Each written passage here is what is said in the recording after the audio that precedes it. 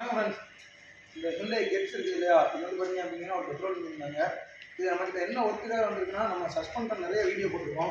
So அதை பார்த்து நம்மகிட்ட வந்திருந்தாங்க. வெஹிக்கிள் வந்து ரஃபோர்ட்டில் ட்ரை பண்ணுறப்போ கையில் இருந்து கடக்கு நாய்ஸ் வருது, இதெல்லாம் இருந்து வருதுன்னு பார்க்கணுன்னு நம்ம கம்ப்ளீட்டாக அனலைஸ் பண்ணிட்டோம். லோயர் ஆமை தவிர மிச்சம் எல்லாமே இதில் ரீப்ளேஸ் பண்ணுவாங்க.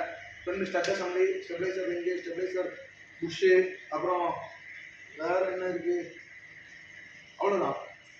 ஏன்னா இது வந்து 100% ஸ்டட் டைப் தானே சஸ்பென்ஷன் சிஸ்டம். இண்டிபெண்டன்ட் சஸ்பென்ஷன் சிஸ்டம்னா அதில் பார்த்தீங்க அப்படின்னா மல்டிலிங் சஸ்பென்ஷனில் மெக்லசன் ஸ்டட் டைப் சஸ்பென்ஷன். இதில் பாருங்கள் என்ன நாய்ஸ் அப்படின்னு பார்த்துக்கலாம். இந்த இருக்கு இல்லையா,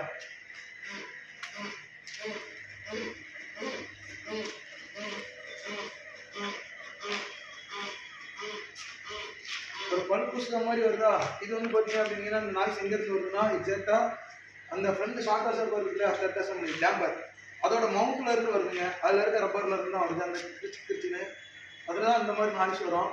இந்த கடற்கடைக்கு ஆல்ரெடி ஒரு நாய்ஸ் வந்துருந்துச்சு, அதை பற்றி ஒரு வீடியோ போட்டுருக்கோம் ஆல்ரெடி. இதுக்கு இந்த சஸ்பென்ஷன் நாய்ஸும் உங்கள்கிட்ட காட்டணும்னு தோணுச்சு. ஸோ அதனால தான் இதை போடுறோம்.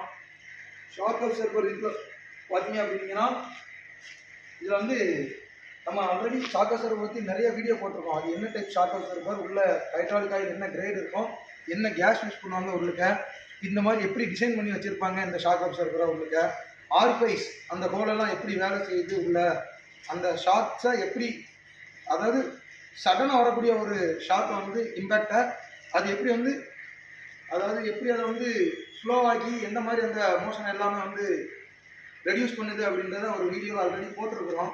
இருந்தாலும் நான் சொல்லுறேன். இது வந்து பார்த்தீங்க அப்படின்னா இதுலேயே வந்து மோனோ டியூப்னு இருக்குது.